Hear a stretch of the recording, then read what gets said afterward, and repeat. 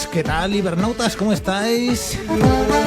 Bueno, pues comenzamos otra entrega más del Ibernauta. Estoy aquí con el piloto de esta nave, Antonio, ¿qué tal? Muy buenas. Pues muy buenas, encantado y un gusto otra vez estar aquí preparando sorpresas y músicas, y historias y leyendas y un poco de todo. Ahí.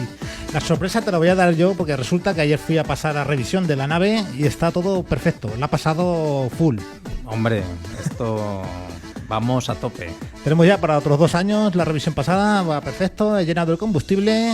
Por lo tanto, ¿dónde nos vas a llevar hoy, más o menos? Bueno, hoy vamos a ir con nuestro Ibernauta, vamos a viajar hasta Lezuza. Como saben los que nos escuchan, hacemos cosas de los pueblos, para los pueblos, y allí vamos a conocer a un personaje muy especial. Ahora después lo presentaremos, José Javier Tejada.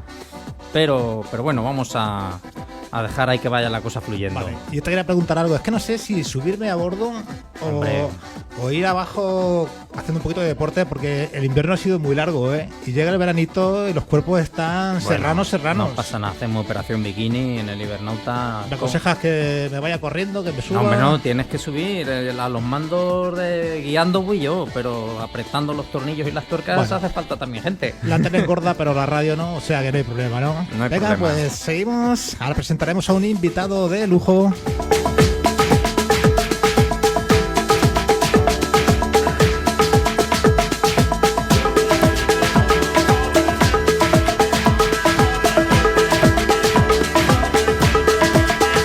Bueno, pues cuando reflexionamos en qué es lo que al ser humano nos hace diferentes de otras especies que habitan en este planeta, nos vienen multitud de ideas, pero hay una que sobresale sobre las demás, y es la capacidad de hablar, ¿no, Antonio?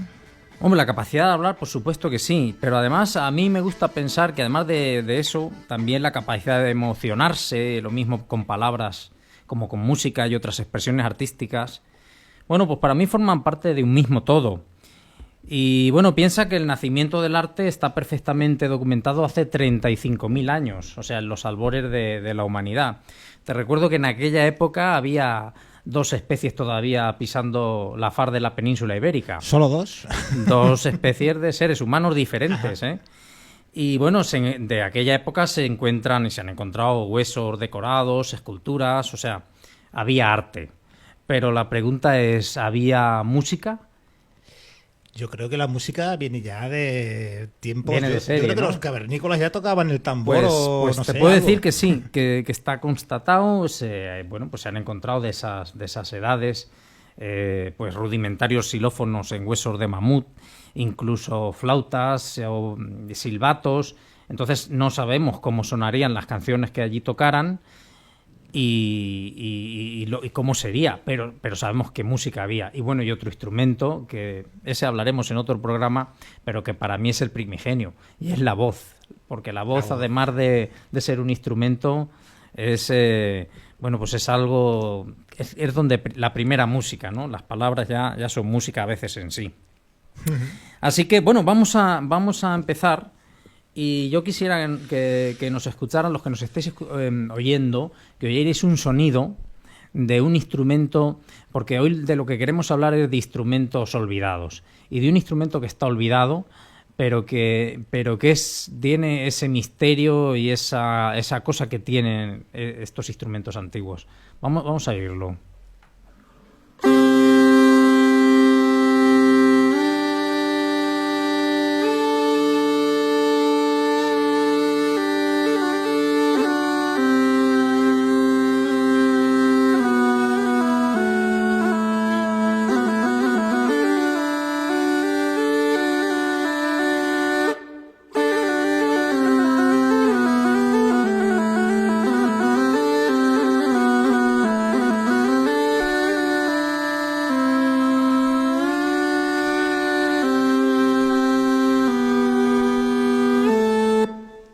A mí esto me suena a gaita o algo parecido, no sé. Bueno, algo tiene que ver, pero no es una gaita. Esto es un aulós. Es un instrumento que fue muy popular en la antigüedad y que hoy es casi desconocido. El sonido nos transporta, efectivamente, nos recuerda ese tipo del son que tiene la gaita, que se usaba en todos los pueblos del Mediterráneo, también aquí en la península ibérica. Y bueno, pues de eso queremos hablar, de instrumentos legendarios, de instrumentos mágicos, porque también los había. Y a bordo de nuestra nave, como hemos dicho antes, pues viajamos hasta Lezuza y allí vamos a conocer a José Javier Tejada, que lo tenemos por ahí ya por las imágenes, que es un investigador de amplio espectro, es músico, multiinstrumentista, cantante y bueno, lleva años estudiando lo mismo el folclore y divulgando también pues lo mismo las músicas de nuestra tierra y revitalizando también un proyecto muy importante, la Dulzaina en La Mancha, junto con Javier Cuéllar. Y bueno, pues hablaremos un poco al hilo de todo eso. Muy buenas, Javier, ¿qué tal estás? Hola, muy buenas. Pues estupendamente aquí en este dirigible tan bien dirigido. Así que muy bien. Bueno, pues nada. Ya sea en el mundo del folk o en la música más culta, se utilizan un montón de instrumentos. ¿Qué te parece este primero que hemos oído, el aulós, un poquito, y cómo estos sonidos arcaicos? Bueno, a ver, el aulós que habéis puesto, a mí es un instrumento que me cautiva mucho porque es un instrumento primigenio, muy telúrico, que diría un moderno, ¿no? Muy telúrico y muy en el fondo, muy pasional, ¿no? Mueve pasiones muy esenciales en realidad. El aulos fue el instrumento probablemente el más extendido por todo el Mediterráneo junto con la lira en el mundo antiguo. A mí me gusta mucho porque además para mí tiene un referente muy personal. Una de las representaciones que a mí más me gustan pictóricas sobre cerámica del aulos ibérico está aquí en Lezuza, en la colección museográfica de Visosa, en lo que se llama la crátera de la monomaquia, bueno, que es una crátera, es una especie de vasija de barro, Un recipiente. que tiene representada una especie de danza ritualizada guerrera. Y entonces para esa danza ritualizada, pues hay una auleta tocando, hay un instrumentista que está haciendo el son para que bailen por supuesto, si es un aulós, tiene un doble caramillo, digamos, ¿no? Sí, porque explícanos para los que nos oigan y no sepan de qué Sí. instrumento estamos hablando, un poco la construcción, digamos, física. Sí. Tenemos por ahí alguna imagen, lo que pasa es que ahora no está, a ver si la buscamos, donde sale precisamente el auleta tocando. Esto sería los que nos están viendo ahora mismo, si no nos estáis escuchando y estáis en nuestra página de Facebook, pues bueno, podéis ver el aulós aquí a nuestra espalda, construido con dos cañas, ¿no? Y con esas lengüetas. ¿Y bueno, ese es el instrumento Sí. que sonaba? Efectivamente, ese es el instrumento. Sí. Realmente es un instrumento que sigue en vigor. Con diferentes modalidades y eso, pero es un instrumento que sigue en vigor. Antes Fran ha dicho muy bien que sonaba como una gaita, y es verdad. Si nosotros hacemos que uno de los dos tubos haga una nota continua y el otro haga una melodía, en realidad estamos haciendo lo que ahora hace una gaita, ¿no? Con el puntero, que es el que hace la melodía, y los roncones, que son los que hacen la nota continua. En realidad es lo mismo. Fíjate, para mí... Pero, no, por ejemplo... Sí, te quería preguntar, dime. bueno, perdona, porque a mí me recuerda mucho otro instrumento que también fue muy popular en las tierras ibéricas, que se conserva todavía en el País Vasco, allí le llaman alboca, y en muchas zonas de la península le han llamado albogues, ¿no? Albogues. O incluso gaita serrana, si no me equivoco. Sí. Te pregunto, porque no lo sé. ¿Tiene la misma técnica de...? Porque digamos que es muy similar en lo que sería Sí. el músico. Es muy parecido. tocando. Lo que pasa es que, por ejemplo, la alboca, al igual que las cheremías de Ibiza, que también es un instrumento de ese tipo, de doble tubo, los dos tubos hacen melodía. Los dos tubos hacen la misma melodía y no están orientados a hacer polifonía. Ajá. Lo que hemos oído sí que hacía polifonía. Sí. Claro, dentro del mundo greco-latino, y si incorporamos el mundo ibérico y otras culturas incluso mucho más antiguas, adyacentes de todo el Mediterráneo, estamos hablando de un montón de siglos de historia, con lo cual el aulos ha tenido las variantes territoriales o regionales, entre comillas, que sería presumible que hubiese, pero también evoluciona a lo largo del tiempo. En Grecia hay incluso objetos encontrados, no ya documentados de imágenes o de iconografía, sino objetos encontrados metálicos, aulos metálicos. Fue un instrumento que pasó por un montón de fases y los hay un montón de tipos. De hecho, la gente que se dedica ahora a la organología y a la construcción de instrumentos tampoco se ponen de acuerdo en que hubiese un solo tipo de aulos. Por ejemplo, el que hemos oído era de lengüeta simple. Es decir, en cada uno de los orificios hay una sola lengüeta, como la del roncón de una gaita o como un clarinete, una sola lengüeta que vibra. También los había de doble lengüeta, bueno, como una dulzaina o un oboe. Serían complicados eso ya, requerirían una técnica.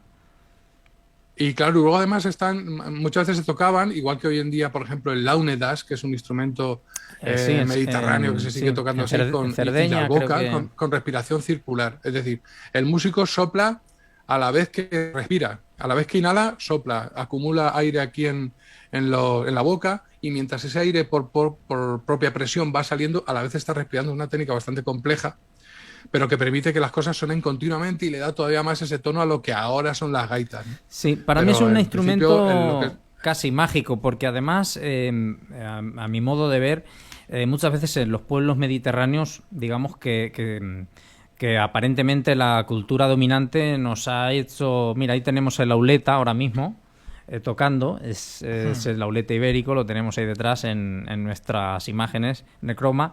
Bueno, decía que para mí es un instrumento casi mágico porque muchas veces la cultura dominante nos ha hecho pensar que este tipo de sonidos se quedaban fuera de nuestra cultura y nada más lejos de la realidad. Claro. Sino que están con nosotros desde hace un montón de tiempo. Bueno, pues mira, vamos a cambiar. Sí. Bueno, no sé si quería decir algo más. Es que fíjate, una cosa que quiero comentar sobre esto. Tenemos un poco la costumbre de entender el hecho musical de cada momento como si fuese una secuencia aislada, ¿no? Un segmento de cierto siglo posterior, o segmento actual, o lo que sea. Y eso no es real. Las culturas musicales, la historia de los instrumentos musicales es como una cebolla con un montón de capas. Las partes más primitivas, por ejemplo, de los instrumentos de viento, son esto que acabamos de oír, pero realmente están en la esencia constructiva y el propio concepto del instrumento de todos los instrumentos posteriores, o todos los de la tradición. Lo del mundo moderno es otra cosa, pero los de la tradición siguen estando ahí, ¿no?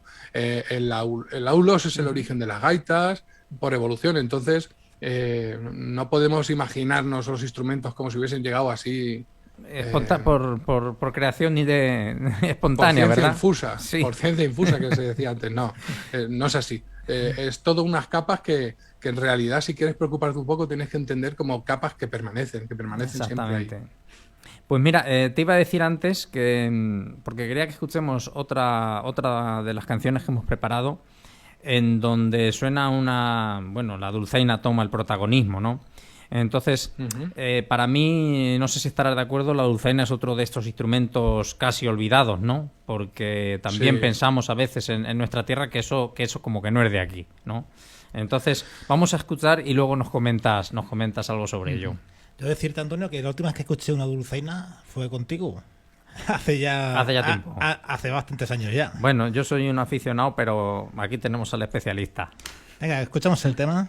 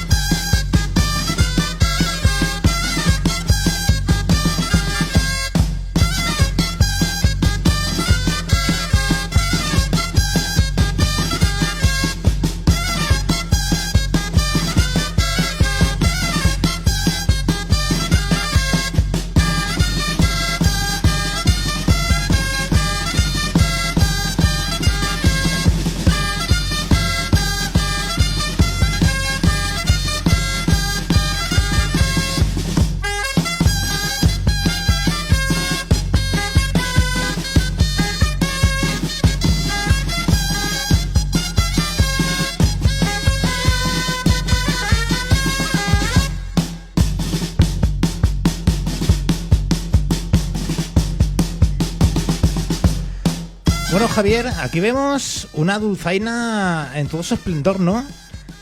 ¿Qué particularidades tiene una dulzaina en La Mancha? Bueno, a ver, la dulzaina en La Mancha tiene muchas peculiaridades, la verdad. Es un instrumento, es un oboe popular, un oboe rústico, por llamarlo de alguna forma, y en La Mancha fue un instrumento absolutamente presente hasta principios del siglo XX, pero cuando digo absolutamente presente es que casi hay más pueblos que tenían en su acervo el uso de la dulzaina que pueblos que no lo tenían, o por lo menos que no hemos encontrado datos, ¿no? Hace unos años grabamos este disco. Por entonces yo tocaba en un proyecto musical que se llamaba Dulzaineros del Alto de la Villa, que hicimos un montón de cosas muy importantes en la historia de la dulzaina, con Jesús Flores, David Sequí, con Lucas, con el otro Jesús Flores de tambor. Y bueno, hicimos este disco con la Diputación de Albacete, recopilando piezas del repertorio tradicional de la Mancha de Albacete, y parte del sur de Cuenca también incluimos algunas piezas, pero principalmente de Albacete. Es un instrumento pequeñito, o sea, tiene como hay muchos tipos, pero bueno, el que más tocamos por aquí pues tiene entre 30 y 40 centímetros según la afinación. Es cónico, es como una pequeña trompetita así en cuanto a que va abriendo la campana, pero bueno, es de madera, con agujeros, y lleva una caña doble, por eso digo que es un oboe, lleva una caña doble que es con la que se maneja el instrumento. Por ahí teníamos alguna claro, imagen, no sé si... Con esa construcción es absolutamente potente a la hora de sonar, suena mucho, es capaz de, en un pueblo es capaz de oírse simultáneamente, bueno, y más en el mundo antiguo cuando no había vehículos que hiciesen ruido ni motores, una sola dulzaina por supuesto se oía en todo el pueblo, pero de sobra. Y era el anuncio de la fiesta. Hay un refrán albaceteño o una expresión albaceteña que dice: más contento que una pita. Bueno, sí, la pita es el nombre que se le da a la dulzaina en La Mancha. Al que la toca es el tío La Pita. Aquí en Lezuza a mí es como me conoce la gente. No preguntes por Javier Tejada, que igual te dicen quién es ese. Pero el tío La Pita sí que todo el mundo sabe quién es, ¿no? Exactamente. Fíjate, y sin embargo... La Pita era la banda sonora de las fiestas. Y sin embargo, no sé, la gente lo ha olvidado eso de su memoria casi por completo. Lo asocia, de hecho, a otras tierras, a Castilla, a Valencia, por supuesto. Pero aquí no lo suele asociar la gente. Es la pesadilla de los dulzaineros de aquí, que a ti también te habrá pasado, Antonio, alguna vez. Cuando estás tocando la dulzaina y te dicen: pero tú que eres de Valencia o de Valladolid. No, hijo, no, yo soy de tu pueblo. Efectivamente. Es que no conoce la tradición. Yo soy de aquí. Uh-huh. Sí, la gente lo asocia a otros sitios, porque además tenemos esa idea de que los instrumentos son regionales. Eso es un timazo. O sea, no existen los instrumentos regionales. O sea, los trajes regionales, de eso habría mucho que hablar y demás, pero instrumentos regionales ya os digo que no existen. Todos los instrumentos se han tocado en todas partes. Se han tocado gaitas aquí, se han tocado dulzainas, chirimías, pero también en Galicia, también en Asturias, también en Sevilla. Te voy a contar una anécdota de una vez. Un amigo mío me dijo: oye, podríamos hacer... Bueno, tú sabes que yo le doy a la gaita también. Yo que le doy a todo, y maestro de, ¿cómo se dice? Aprendir de mucho, maestro de nada. Y me dice este amigo mío, dice: bueno, podríamos hacer para aquí, para Alcalá del Júcar, como un proyecto así publicitario y tal, con la gaita y tal. Dice: pero claro, eso aquí no pega. Digo: ¿cómo que no? Digo, en el tiempo que se construyó el castillo, digo, es que era lo que había.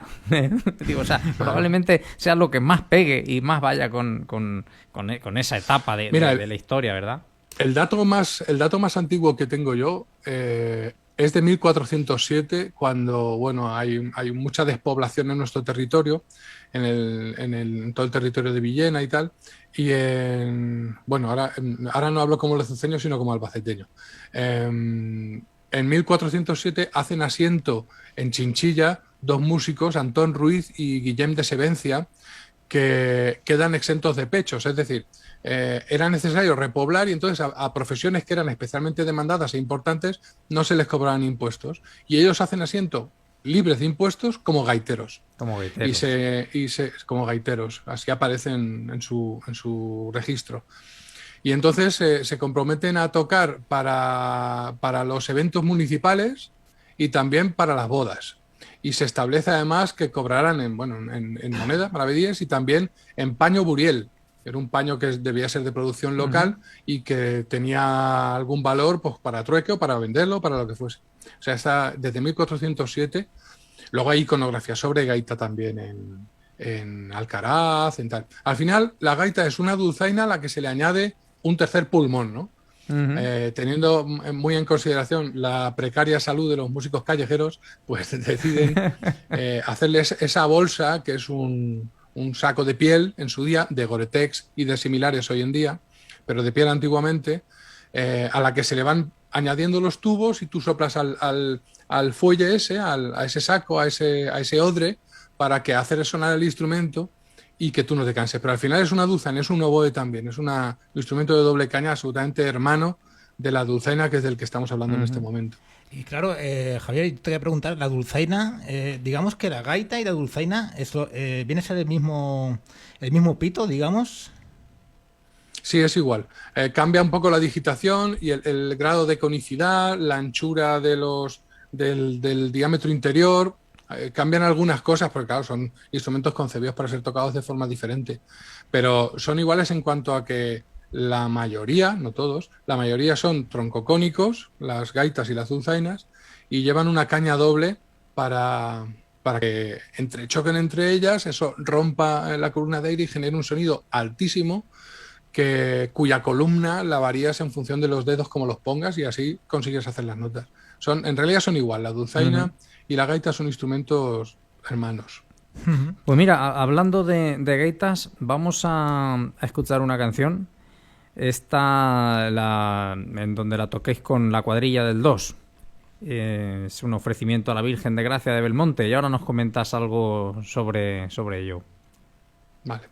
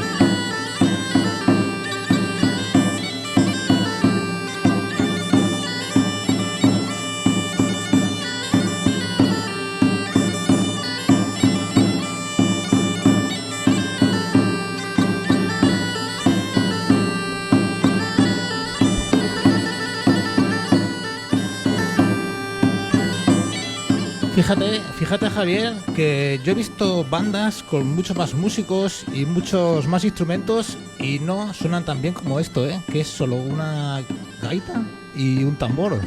Sí, una gaita. Sí. Es que más no siempre es mejor. Este tipo de gaita que estoy tocando ahí es una gaita de tipo medieval, con unos tubos enormes, muy largos y lo que estamos tocando también tiene mérito, no solo la ejecución, sino el material. Es una danza que está extraída del cancionero manchego de Pedro Echeverría Bravo, que fue un director de banda de música que estuvo... Él nació en Burgos, pero bueno, creo que era vasco, y estuvo dirigiendo algunas bandas en la zona de Ciudad Real. Entonces, en aquella época durante los años del franquismo, que se hacían como concursos folclóricos a través de Falange y tal, y bueno, y ahí se hacían cosas buenas y cosas muy malas. Y algunos de estos concursos son muy buenos. Concursos era como que se presentaban recopilaciones y cosas así de música tradicional. Y él, a través de estuvo haciendo muchas recopilaciones a través de visitas directas o a través de contactos que él tenía en los pueblos, y consiguió de Belmonte esta danza que la verdad es que es espectacular. Siempre ha tenido unas resonancias muy, muy medievales. Él la tiene como recogida para dulzaina, que es como la tocaban allí en Belmonte. Pero bueno, nosotros solemos tocarla con la gaita porque es muy gaitera. Esta pieza es muy gaitera, le va muy bien al instrumento. Y la verdad es que el resultado siempre es bastante espectacular, el de esta pieza. Sí, porque la gaita le da precisamente ese sonido arcano, ¿no? Y es un poco haciendo referencia a lo que has dicho antes. Cuando pensamos en la música de nuestros pueblos, pues solemos encuadrarla dentro de una época determinada. Pero realmente música pues se ha hecho más allá del siglo XIX, ¿no? Y por supuesto existen piezas muy antiguas que en su momento pues se tocaron con los instrumentos precisamente del momento, ¿no? Entonces quizá eso le influye también a la hora de recibir la pieza, ¿no? Hay piezas que son como que lo piden. Efectivamente. En ese concepto que os decía antes de la cultura musical tradicional como una especie de cebolla, pues hay algunas donde el corazón de ese fruto está como más presente. Y efectivamente pide esa cosa primigenia de la gaita. Ya os decía antes que la iconografía de la gaita, en contra de lo que mucha gente cree. Por ejemplo, en Alcaraz hay 2 representaciones de gaitas. Una en la iglesia de San Miguel, que creo recordar que es un cerdo, un jabalí o un oso tocando la gaita. Ahí tengo esa duda, no me acuerdo, me falla ahora la memoria.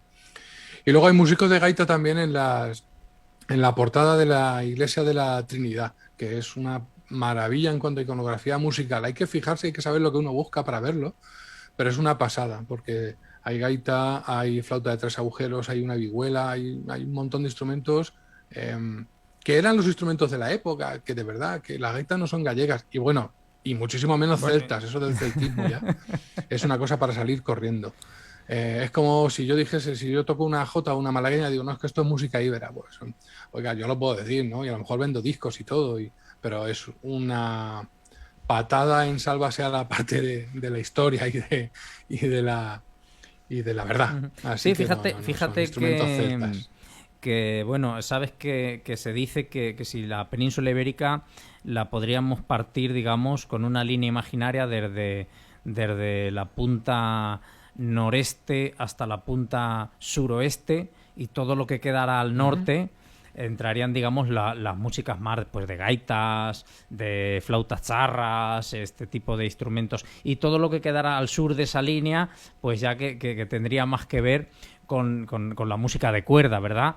Pero sin embargo, esto precisamente que nos estás contando rompe ese esquema, porque efectivamente sí que hay instrumentos, bueno, desde el aulos, como hemos dicho al principio, que ya lo tenemos datado desde época ibero-romana, hasta, bueno, pues las gaitas en la Edad Media, que por otra parte es lógico, ¿no?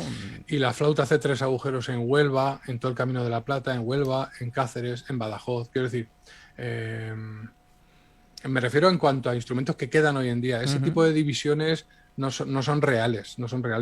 Son divisiones que solo funcionan si estás en el nivel del tópico. En el nivel de la música típica tópica, ¿no? En el preciosismo, en esas cosas. Pero si tú profundizas, eso no se sostiene de ninguna forma. Sí, bueno, pues son esos esquemas, digamos, igual que lo que hablábamos antes del traje regional y este tipo de cosas, ¿no? Que quizá también esos nacionalismos o esos folclorismos de finales del 19 y principios del 20 pues han quedado, ¿no?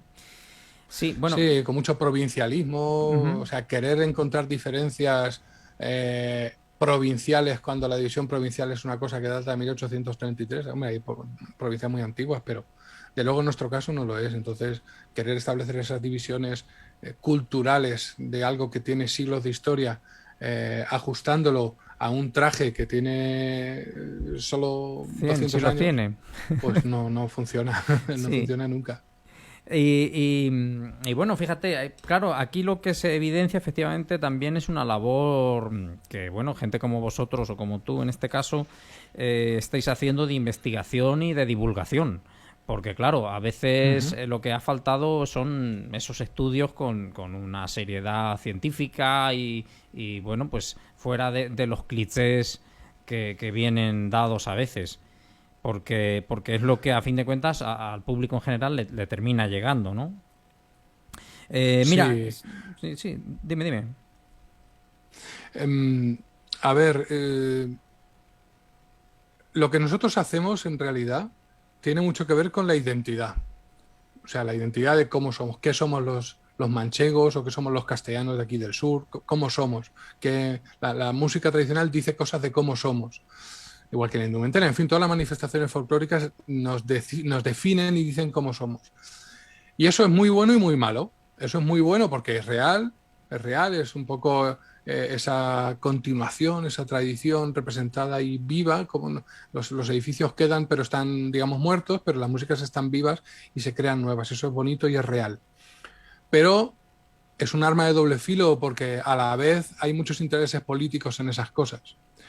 Y a veces la política permite que cosas existan, pero otras las deforma y al final las ahoga, porque las músicas tradicionales tienen su vida propia y desde el presente es muy difícil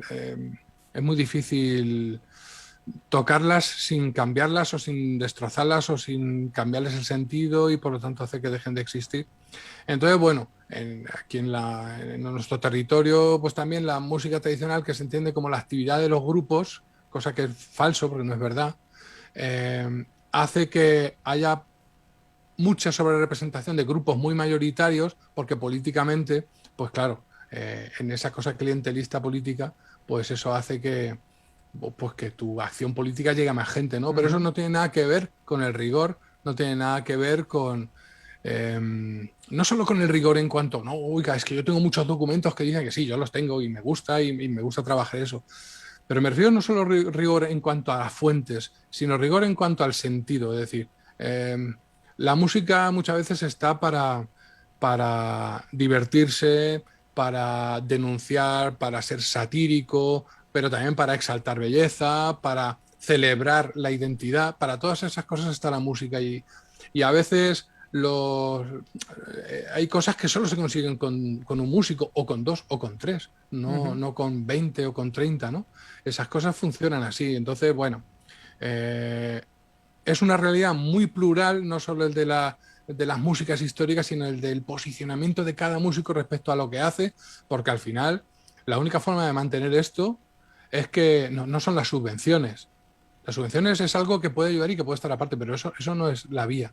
La verdadera razón por la que estas músicas van a continuar es que cuando las toquemos, los músicos tradicionales nos sintamos artistas y tengamos compromiso artístico y de calidad con nuestras músicas. Y luego vendrán las subvenciones y las aprovecharemos si es menester y si hacen falta y si tal. Pero no antes una cosa que la otra. Yo pienso también... Pedazo de discurso acabo de soltar. Bueno, aquí estás para hablar. Yo pienso también, no sé si estarás de acuerdo conmigo, en que creo que también está cambiando lo que voy a decir. Pero yo creo que había un poquito de... cuando la música culta, digamos, se extiende, lo hace, desplazando a la música popular. No es la primera vez que yo he oído... Bueno, tú sabes que lo sabes muy bien que cuando determinados instrumentos como las dulzainas, las gaitas, incluso los laúdes o otros instrumentos populares tienen una afinación que a veces no corresponde con las formas tonales, digamos, que la música culta, la que estudiamos en solfa, como se suele decir a los chiquillos, está ahí. Incluso hay sonidos que a un oído culto le suenan feos, pero que sin embargo al músico tradicional no es que no distinga ni sepa distinguir ese sonido, es que es como a él es le que parece que se busca eso. Y yo muchas veces he oído decir, pero ¿cómo está tocando ese tío ese violín si suena desafinado? Y no, es que se toca así. Me viene a la cabeza ese grupo de música tradicional americano que tocan ahí, ¿cómo se llaman estas guitarras ahí que hacen? Un banjo, a lo mejor. Sí, el banjo y todo eso.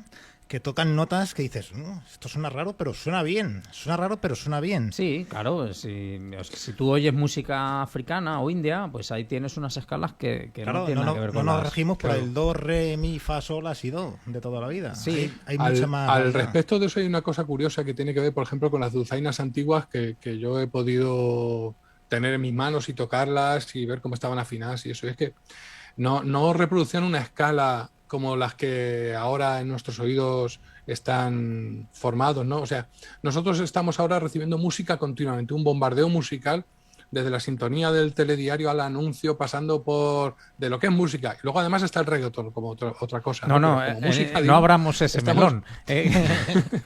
Estamos Eso continuamente está bombardeados. prohibido. Entonces, eso hace que nuestro oído, debería estar prohibido, sí. Eso hace que nuestro oído genere un tipo de concepto, bueno, nuestro oído, ¿no? Nuestro procesamiento mental, genere un tipo de concepto de lo que está bien y de lo que está mal, un concepto de afinación que no se corresponde con los instrumentos antiguos. Eso no quiere decir que estén desafinados. A un oído actual sí le pueden sonar desafinados, porque está acostumbrado a otra cosa, pero a mí me ha pasado coger una dulzaina antigua y empezar a tocar y decir, uy, madre mía, le han puesto los dedos así, o sea, los agujeros donde caiga el dedo, ¿no? Y no al revés. Cuando llevas un rato tocándolos, empieza a sonarte las cosas de otra forma.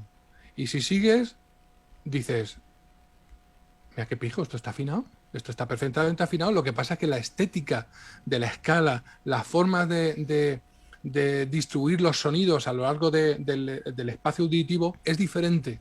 Es otra estética, no es desafinación, es otra estética diferente. Hoy en día no pasa porque los instrumentos se construyen la mayoría de las veces imitando un poco el temperamento igual, ¿no? La revolución musical que se produjo con Bach y Rameau, lo de los temperamentos iguales, es decir, que entre una nota y otra haya un semitono y la distancia siempre sea igual entre una nota y el semitono siguiente y entre ese semitono y la nota consecutiva, o sea, que los espacios sean siempre iguales. En los instrumentos antiguos eso no pasaba. Y la distancia de do a re no era necesariamente igual que la de re a mi, por mucho que haya tonos enteros de diferencia entre estas dos notas, ¿no? Eso, Se Javier, hacían de otra forma porque era otro criterio estético diferente. Pasa con las gaitas sanabresas y las gaitas alistanas, que todavía tienen este arcaísmo en su forma de sonar. pero eso, Javier, lo tiene el instrumento o el músico, el groove. Ese sería como el groove ese, ¿no? Las dos cosas. Las dos cosas. El instrumento, hay instrumentos que tienen esa... Por ejemplo, yo últimamente estoy tocando muchos instrumentos como el saz o la baglama turca. Ese instrumento tiene trastes, es de cuerda, pero no tiene los trastes como un laúd que va por semitonos o una guitarra que va por semitonos. Va por semitonos, pero luego tiene también comas, o sea, espacios entre semitonos diferentes, porque la cultura musical en la que nació ese instrumento lo requiere, pero si tú eres un músico que te has formado en tocar ese instrumento, en tu cerebro esos sonidos existen. Es como los ragas hindúes, que tienen ahí divisiones del tono brutales, pero en el músico que toca eso existen ese tipo de divisiones, no solo las da el instrumento. Entonces es un todo, las dos cosas son importantes. Incluso la voz, tan diría yo que hay culturas que utilizan la voz con ese tipo de sonidos también. Sí. Esto, por ejemplo, de esto hablamos mucho Julio Guillén y yo, bueno, que lo habéis tenido en vuestro programa, en ciertos rasgos de la voz, en algunas cadencias y tal, que son muy característicos de ciertos territorios, ¿no? Y que es muy difícil de representar en una partitura, porque no está a una altura concreta necesariamente, ¿no? Y eso forma parte de la estética, o sea, quien crea que eso es porque están desafinando, es porque, hombre, también había gente que desafinaba, claro, igual que ahora, pero sí. Si hay ciertos rasgos que se van repitiendo y que no son desafinaciones y que forman parte de la estética, igual que, pues es igual que decir que, yo qué sé, que la ermita de Belén de Lietor está muy mal pintada porque hoy un pintor de hoy en día pinta mejor. Bueno, pues eso es una estupidez. Es una estupidez porque tú estás aplicando criterios completamente inaplicables a la hora de analizar estéticas pictóricas en este caso o musicales. Fíjate tú, Javier, el famoso músico Bad Bunny ese desafinó un montón y fíjate, está triunfando. Fíjate tú qué cosas, ¿eh? Bueno, pero eso ya es cuestión de tecnología. Te hizo que no abramos algunos melones. Eso es otra cosa. Mira, voy para... Como ya me has hecho así pensar... Voy a añadir la parte mágica que decía yo antes, porque fíjate, al principio decía que quería hablar de instrumentos olvidados, instrumentos míticos, instrumentos mágicos. ¿A qué me refiero? Bueno, pues como así como Orfeo era capaz de embelesar, ¿no?, y a personas y fieras de una manera mágica, ¿no?, con su voz y con su lira. Hay también mitos en nuestras tierras que nos hablan de instrumentos mágicos. Estos mitos vienen en forma de cuentos, en forma de leyendas. Y bueno, pues, por ejemplo, los cuentos toman una importancia muy grande. Y otro instrumento que no está olvidado, pero a mi modo de ver sí está desterrado de nuestra música tradicional, son las flautas. Sí, claro, sí, es que precisamente a lo que voy es a eso.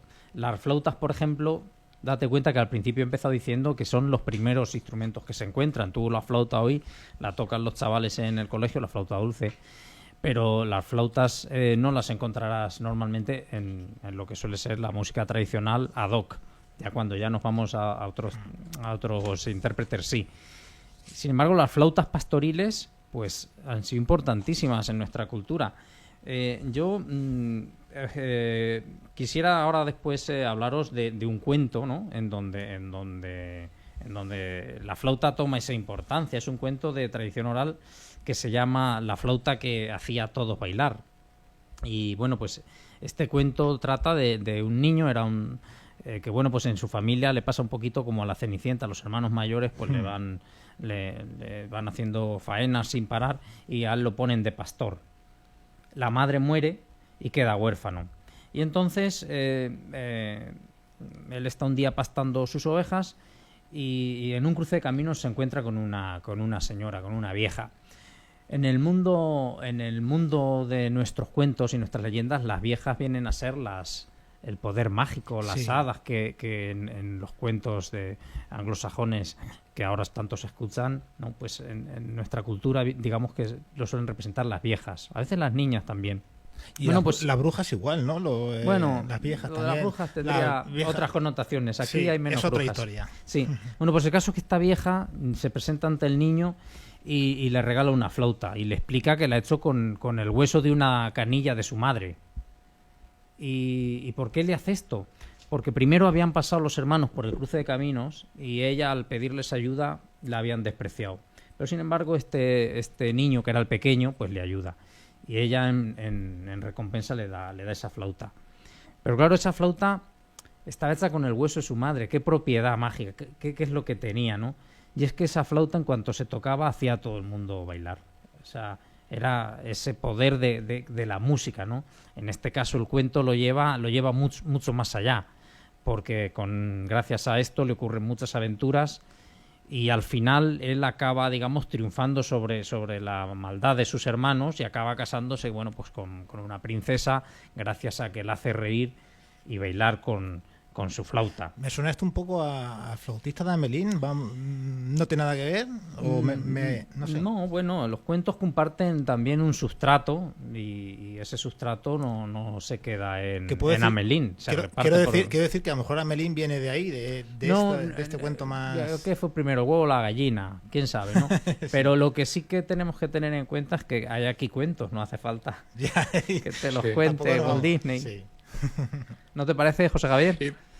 Fíjate que en ese cuento hay una característica y es que la flauta sirve como puente entre los vivos y los muertos de alguna forma, ¿no?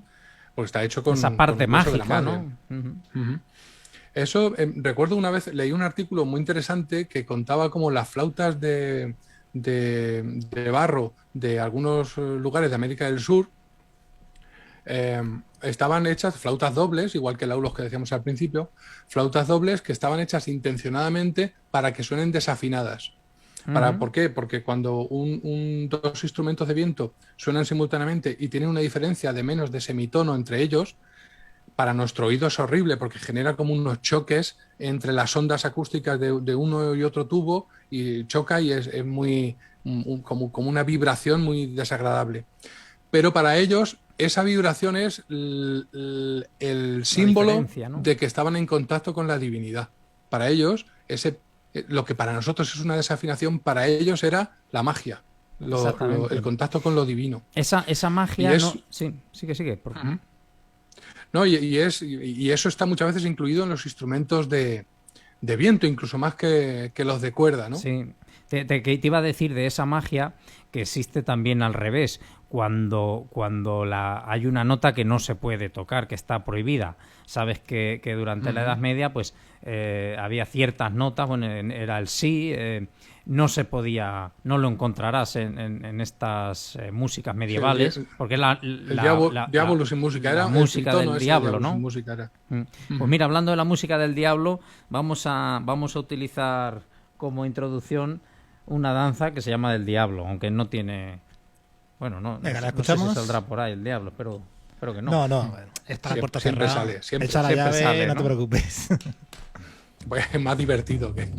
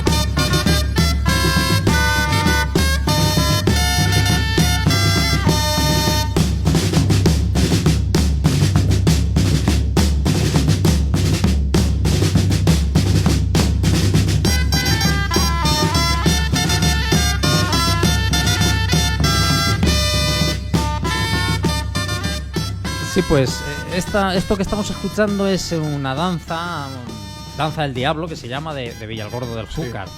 Ahí Exacto. usáis, además de la dulzaina, usáis otro instrumento que sobresale mucho por el abajo, ¿no? La chirimía. Exactamente. Es como el pariente culto, entre comillas, de las dulzainas, ¿no?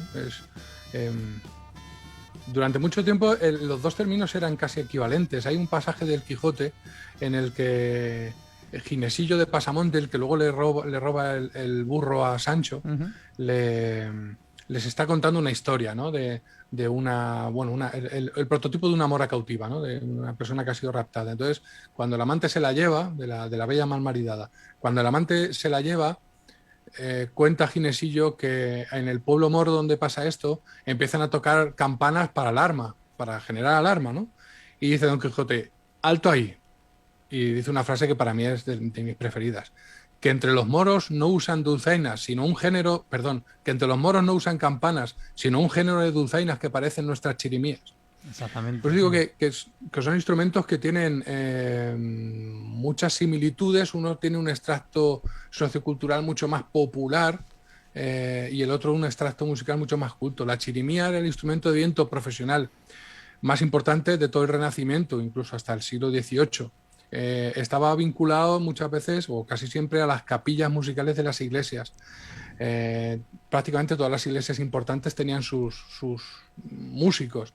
Y se puede rastrear el uso de las chirimías pues desde el principio del siglo XV, se van mencionando, hasta el siglo XVIII, que empiezan a desaparecer, se ritualizan y quedan solamente como sedimentadas en algunos rituales en algunos lugares de España, por ejemplo, creo que es en la Universidad de Salamanca, en Calatayud se toca también para ciertos eventos.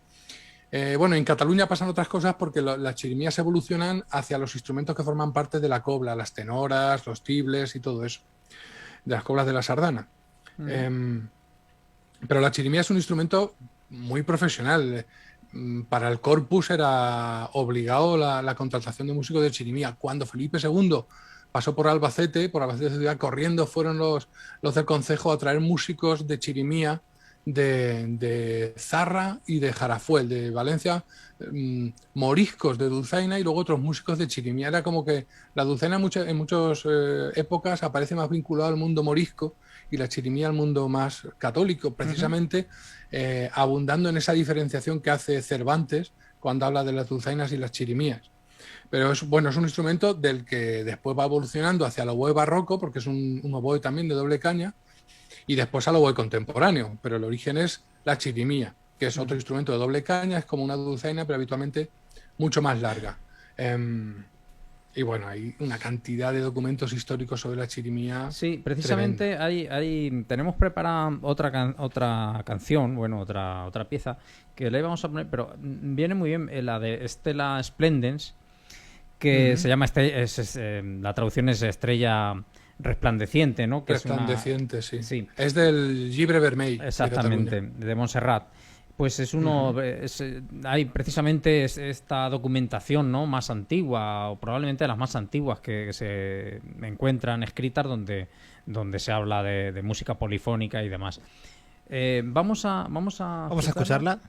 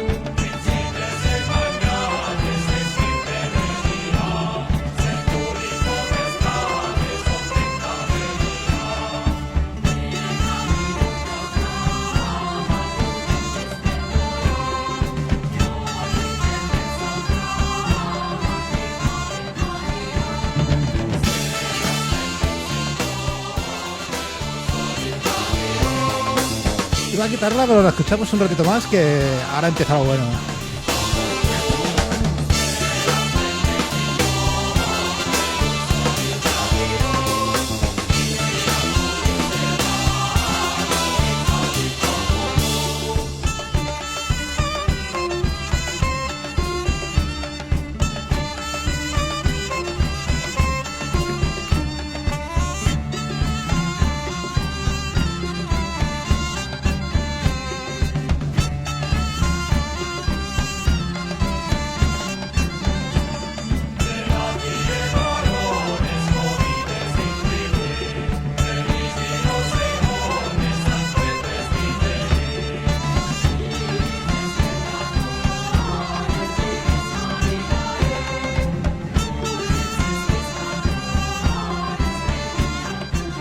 Fíjate, Javier, Antonio, este tema lo veo como que lo tradicional con lo moderno también se puede fusionar y se puede, claro. No sé, se puede...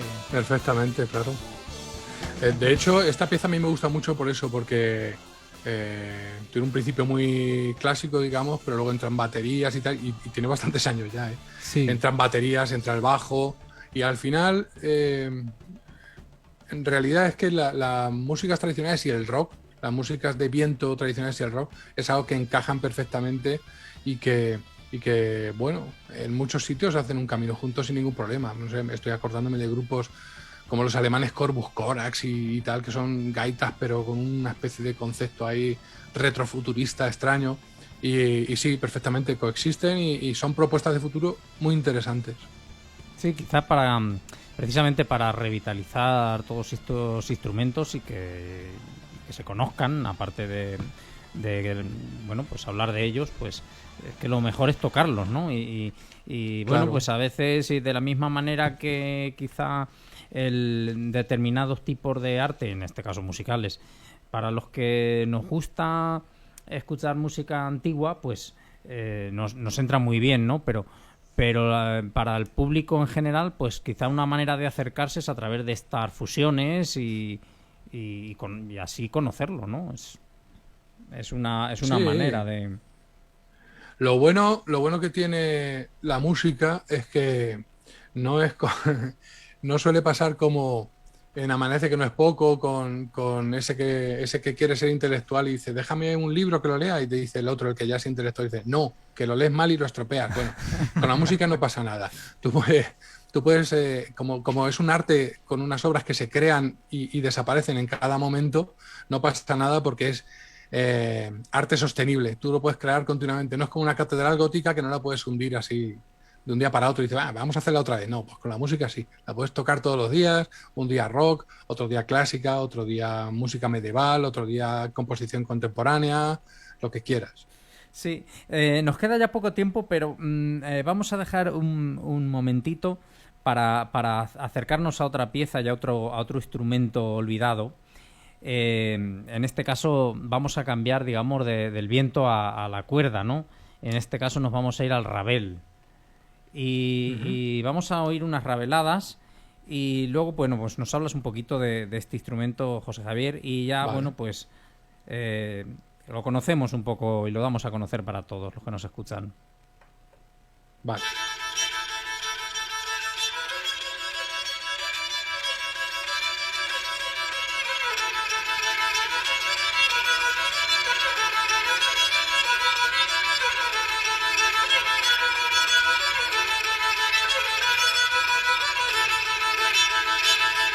Estrellita, estrellita, luna redonda, alumbrale a mi amante que va de ronda. Esta noche de ronda perdidos reales por una mocosona que no les vale.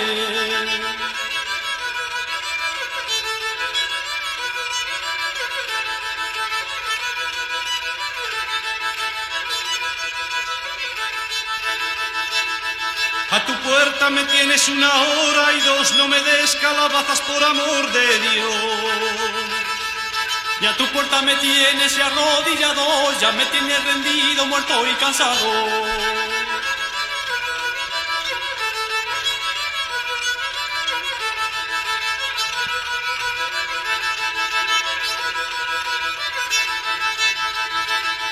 Una vez que te dije que me quisieras, te pusiste más alta que las estrellas. ¿Cómo quieres que tenga firme esperanza si el cordón que me diste ya no me alcanza? Ahora si quieres buscas el rabel que estaba...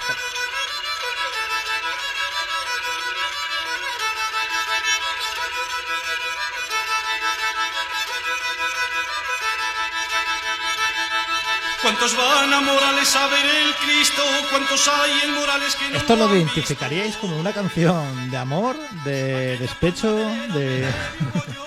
Como una canción. Sí, es una canción. A ver, es que lo del amor, ese concepto, el amor es un concepto así bastante burgués, ¿eh? No, en las culturas campesinas lo del amor era otra cosa diferente. Y sí, tenía ese concepto, esa base humorística, esa picarona y esa cosa así casi crápula. Era muy habitual. Y en el repertorio rabelístico se da mucho la sorna, la risa. Tal. Bueno, porque estamos oyendo un a lo ligero. En la música tradicional de la zona de la montaña de Palencia y de Cantabria, digamos que hay 2 géneros principales en el repertorio de Ravel, que es el a lo ligero y a lo pesado. Este a lo ligero se distingue porque va muy rápido, a lo ligero, y también porque lleva coplas de seguidilla. Si os dais cuenta y si contáis las sílabas, suelen ser de 7 y 5 sílabas o alguna división similar. El Ravel es un instrumento, es uno que con más frecuencia aparecen, por ejemplo, citados en el Quijote también. Uno de los territorios históricos del Ravel era La Mancha. Claro, es un instrumento eminentemente pastoril. Y imaginaos, ¿no? Si en La Mancha no tenía que estar representado. La gartera en Toledo y tal, hasta no hace demasiadas décadas, seguía siendo un instrumento muy habitual de entretenimiento, habitualmente individual. Porque, claro, este tipo de instrumentos han llevado mal lo de la selección, el paso de la música tradicional como algo vivo a convertirse en un evento, espectáculo para un escenario, ¿no? ¿Por qué? Porque un tío solo en un escenario es como raro tocando un rabelillo, que es un instrumento muy pequeño, que suena así como muy áspero. Lo tenemos aquí detrás, ahí construido con un... El que tenemos en la imagen está construido con una cuchara, con un cucharón precisamente. Claro, no, llevará una cuerda seguramente. No es de 3, pero vamos. De 3. Los hay de un. La mayoría suelen ser de 1, ¿no? Sí, lleva como. Es tipo arco, ¿no? Igual que un arco. Como un violín, ¿no? Sí, Ese sería lo más parecido a un violín. No es un violín, pero bueno. Digo la cuerda. Hay una copla. Sí. Una copla recogida en Burgos, en el cancionero de Federico de Olmeda, que dice: el rabel, que ha de ser fino, ha de ser de verde pino. La vihuela de culebra y el sedal de mula negra. El sedal de mula negra, porque tanto las cuerdas como el arco suelen estar hechos de crin de caballo, de yegua, o sea, perdón, de mula, no de yegua, porque las yeguas resulta que la orina cae en el pelo de la cola y la hacen frágil los pelos. Entonces se hacía con pelos de macho, de mulo, de forma de macho. Y se hacían, luego se le pone resina y es con lo que se frota unas contra otras. Uno hace de cuerda, otro de arco, y es con lo que suena. Es un instrumento primigenio. Bueno, probablemente descendiente del rabab árabe, seguramente, aunque bueno, el rebek es un instrumento que también en el mundo europeo también se ha tocado, ¿no? O sea que, bueno, a veces no es tan fácil establecer. Aquí, en cuanto algo no sabemos su origen, decimos, eso es árabe. Bueno, sí o no. O sea que los instrumentos de cuerda frotada son también bastante arcaicos. Sí. Aparece muchas veces citado en el Quijote. Además lo ponen en entornos un poquito de humor fino, porque claro, salen en el episodio del Quijote en el capítulo, que no es una serie, estamos muy fluidos por las series, el episodio en el capítulo, que habla de los cabreros, la aventura con los cabreros, que os recordar que es. Dice, espera, que va a venir ahora un pastor que es estupendo y que toca el rabel, que es una maravilla, y llega tocando el rabel y cantando una poesía, bueno, de estas al gusto de la poesía del Renacimiento, ¿no? De esta de exaltación pastoril, en plan gumersindo y nemoroso, ¿no? Esos tópicos del Beatus Ille y esas cosas, ¿no? De dichoso aquel que se dedica a la naturaleza y no a la corrupción de la urbe. No sabían lo que estaba por venir, en lo que era urbanismo. Aún le faltaba. Sí, aún le faltaba bastante. Bueno, y y hablan así, pues es un instrumento que siempre está orientado a cantar y a narrar una historia. Bueno, Javier, interesante el rabel. Javier, nada, se nos acaba el tiempo, ¿vale? Lo siento mucho, de verdad. Javier, Antonio, muchísimas gracias por esta clase magistral de música, de instrumentos. Gracias a vosotros. Yo he aprendido muchísimo hoy. Muchísimo, así que os lo quiero agradecer, de verdad. Y nada, Javier, que aquí tienes tu casa para cuando quieras y para lo que quieras, ¿de acuerdo? Nada. Muy bien. Disponible para vosotros cuando queráis. Pues nada, un gusto haberte tenido aquí con nosotros compartiendo tu sapiencia. Bueno, Antonio, venga, pues Antonio, ¿vamos ya bajando un poquito o qué? Claro, vamos a ponernos ya terminando con lo que estamos. Sí, aparcamos y comenzamos a preparar la cena, que ya va siendo hora. Así que nada, agradeceros vuestra compañía, agradecer a Javier, un pedazo de... Bueno, menudo máquina, ¿no, Javier, no? Sabe. Ojo, yo me he quedado flipando. Y nada, pues nos vemos en el próximo programa de Libernauta, así que venga, cuidaros mucho y nos vemos. Hasta luego, Antonio. Chao. Bueno, Javier, hasta luego. Bueno, hasta luego. Chao.